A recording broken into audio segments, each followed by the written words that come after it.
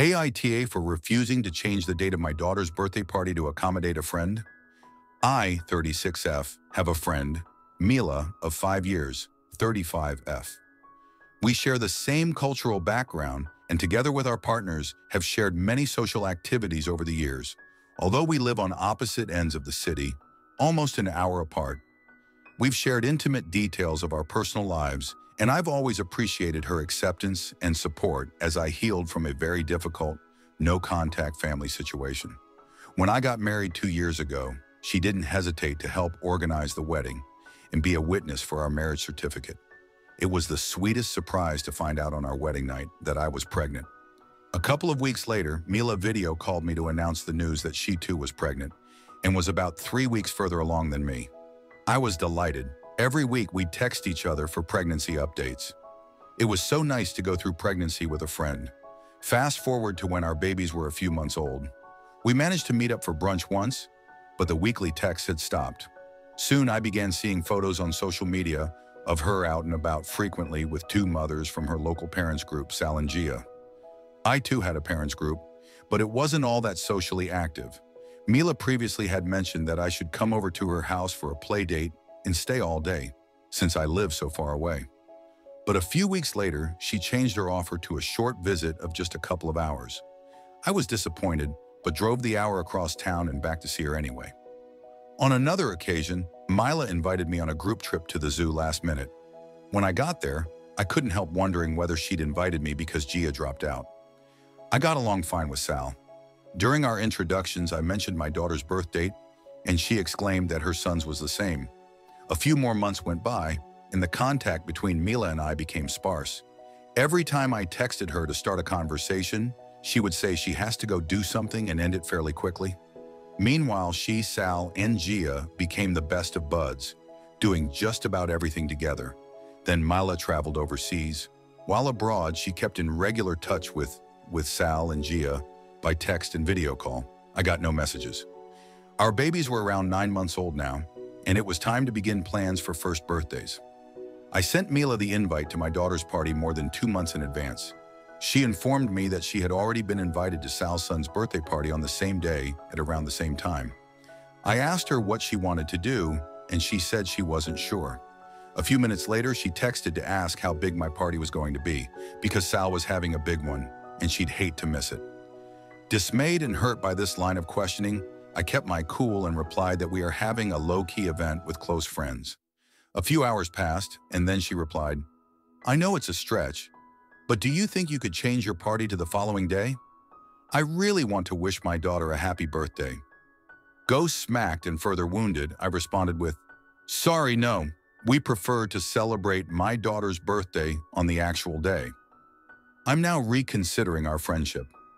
I feel like I have been utterly disrespected by Mila, and sad at the thought that motherhood has driven us apart rather than bring us closer. I think she stopped putting effort into our 5-year friendship now that she has a new local clique. So I didn't want to change our plans and bend over backwards for someone who would probably not reciprocate. AITA? Update. Responding to a couple of common questions. I know Mila contacted Sal and Gia while overseas because she would make cutesy social posts about her baby missing his best friends and FaceTiming with them. And to those asking why I responded the way I did when Mila said there was a party clash, I didn't want her to dance around the topic and make me decline the invite for her. I wanted her to have a spine and just say no thanks, rather than continue to insult me with indecision. So here's the update. Well, it got worse before it got better. Mila eventually declined my invite, and I was okay with that. I replied that perhaps when we next talk in person, we could discuss 2 things. Firstly, how to deal with such a situation in future, as this birthday clash with her friend's son will happen every year. And secondly, that we should discuss how much importance she places on physical distance for friendship, because I plan to move even further across town in the coming months. She responded simply with a sad face emoji, and later insisted on catching up with me for a play date the day prior to my daughter's party, somewhere halfway between us. Venue options were slim, and we ended up agreeing to a play center more on her side of town. I pointed out that it wasn't halfway for me, and she replied that she knew and always appreciated me coming out this far to see her. In the meantime, I was humbled to receive more RSVPs than expected and upgraded my daughter's party to a larger venue to accommodate everyone. During the lead-up to the party, I felt it was rather insensitive of Mila to send me an invite to a paid playgroup that Sal was hosting out of her home. I felt like Mila was on another planet at this point. Mila showed up to our play date with her husband. I'm pretty sure she did that to avoid the serious conversation I wanted to have about our friendship. Not wanting to immediately force her into anything she didn't want to discuss, we carried on with pleasantries for a while. In passing, she mentioned that Sal's son's birthday is actually the day after my daughter's. I was very confused because Sal had told me at the zoo that our children shared a birthday. I didn't know who to believe now. Then came the ultimate insult to injury. About an hour into the playdate, she looks out the window and smiles.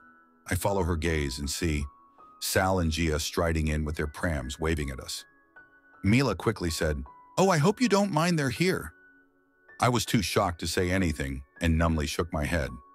I wasn't going to make a scene or tell them to leave, of course, but I reasonably assumed this was an outing specifically for the two of us to make up for Mila not attending my daughter's party. I wanted to leave then and there, but bit my tongue and stayed polite, trying to take the high road and confirming in my mind that this was the final straw. I had traveled too far to walk out now. I was going to get my money's worth at this play center. Mila had already told Sal about my updated party plans, and they both asked me many questions about the new venue. I should have taken the opportunity to confront them both about this mystery of Sal's son and his actual birthday, and why Sal chose not to have her party the following day if Mela was indeed telling the truth. But at the end of day, I concluded it was a stupid and irrelevant exercise. Besides, I was too focused on remaining stoic to form an interrogation of my own. I drove home with my daughter and dedicated myself to getting ready for her big day. The party was a great success. It was better than I could have imagined. We had a delicious cake, cupcakes and finger food, unlimited drinks, a dedicated party host, and a private room with access to all attractions in the larger venue. Everyone had great fun, and I was glad in the end that Mila made the choices she did, revealing her true character. I plan to treat her like a distant acquaintance from now on, and may eventually drop contact altogether. I will certainly not be inviting her to my daughter's birthday celebrations next year. If she complains, I will not hesitate to explain why. The party gave me an opportunity to reconnect with old friends from previous life stages who also became parents recently, and we're making plans to move into a larger house in a family-friendly area, so the future looks promising. Thank you to everyone who commented. I really appreciate it. And love your work, Dusty, Candy, Tony, and Co. Now time for another story. My kid is an asshole and I want to send her away. My daughter is 13 and she is an asshole.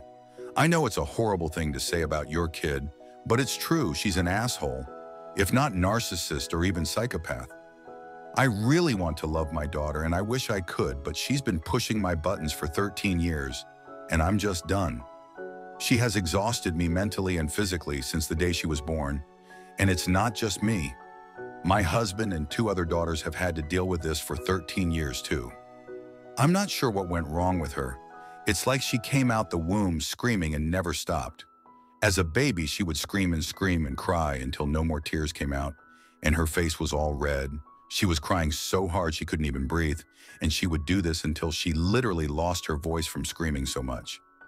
This went on until she was 3 or 4. I've been taking her to doctors since she was a few months old because I knew that this wasn't normal. The first time I took her to a psychiatrist, she was just 2 years old, and even they couldn't tell me what was wrong with her. Her behavior only got worse as she got older. She would throw things, smash things, kick, bite, hit, and if you ever so much as said stop to her, she would start screaming and shouting and kicking. Sometimes she would even scratch herself. There was one occasion when she was 5 or 6 that she got really upset and started banging her forehead on a chair. The chair was cushioned, so thankfully minimal damage happened before I got her to calm down. But you get the idea, it gets worse with age, and when she started school, it got worse. The phone calls and emails from teachers started happening almost instantly after she started and have been going on weekly, if not daily till now. There's always some incident when she has bitten or hit another kid or teacher, thrown something, screamed at someone, etc. The violence has also gotten worse with age since she started secondary school. Live in the UK. It's gotten to the point where she has been to 3 different schools since starting just 2 years ago. Some examples of things that have happened are: her and another student tried to push a disabled boy in a wheelchair down a flight of stairs, attempted to rip a girl's earlobes by tearing her earrings off, unsuccessful, thankfully, cut off a younger boy's bun while he was walking in front of her. She also called him the F slur when confronted by a teacher. Caught in and out of school on multiple occasions, smoking and drinking. Leaves the house during the night to smoke and drink with God knows who. I've never met any of her friends because she won't let me. When a classmate broke their hand last year during a sports game, while they waited for an ambulance as she attempted to stand, shot jump on his broken arm, she was kicked out of her first secondary school for this, because unfortunately she managed to do it. I've tried to get her a therapist, but she didn't want one. And she has been seen by a psychologist, but the healthcare system in England is underfunded and understaffed, so it has been hard. She was given a diagnosis of ADHD, but it doesn't explain why she acts like this.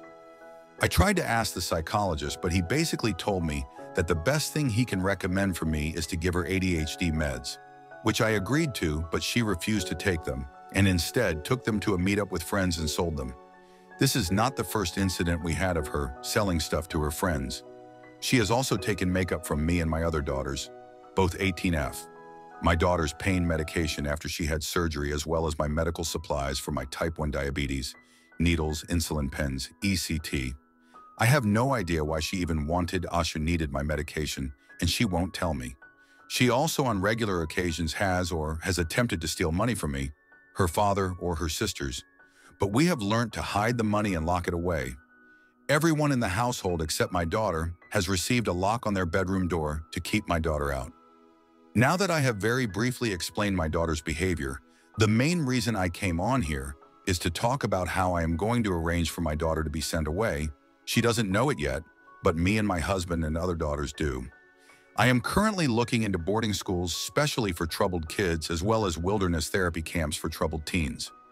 Me and my husband have been talking about two for the last month or so, and a few days ago we officially agreed that it's what's best for everyone, and have now started the process of applying her to places to send her to. If all goes well, hopefully she'll be gone by the end of the month. Maybe I should be sad that she is leaving, but I'm not. All I feel is relief. It might sound like a horrible thing to say, but at this point I barely even view her as my daughter. It's like she's just some random person that crash-landed into our lives 13 years ago and has been blowing them up ever since. Maybe in the future, when she grows up, we can work on fixing our relationship, but I'll survive if not. I've been grieving the relationship I could have had with my daughter for so long, but now I think I've come to peace with the fact that we might never have a good relationship, and it's not from lack of trying on my part.